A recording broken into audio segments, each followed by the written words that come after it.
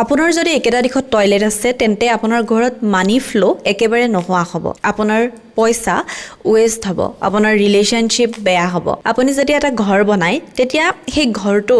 বনোৱাৰ আগত অকণমান বাস্তু চাই লৈ বনোৱাটো খুবেই বেছি প্ৰয়োজন কাৰণ আপুনি দেখে চাগে কিছুমান মানুহৰ ঘৰ এখন বনোৱাৰ পিছত খুব বেছি উন্নতি হৈ যায় আৰু কিছুমান মানুহৰ ঘৰ এখন বনোৱাৰ পৰা ঘৰখনৰ অৱনতি হৈ যায় কিয় হয় কাৰণ ঘৰখনত বাস্তু ভুল হয় তেনে ক্ষেত্ৰত আপুনি যদি ভুল দিশত আপোনাৰ টয়লেট আছে তেন্তে আপোনাৰ ঘৰত বিভিন্ন ধৰণৰ প্ৰবলেম হ'ব পাৰে প্ৰথম আহিল আমাৰ নৰ্থ ইষ্ট দ্বিতীয় হ'ল আমাৰ সাউথ ইষ্ট আৰু তৃতীয় হ'ল সাউথ ৱেষ্ট একেটা দিশত যদি আছে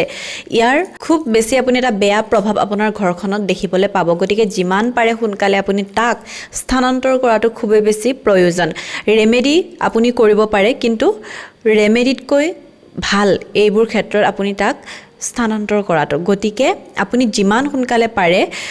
এজন বাস্তু বিশেষজ্ঞৰ সৈতে তেনেকুৱা প্ৰবলেম থাকিলে ঘৰখন দেখুৱাই ল'ব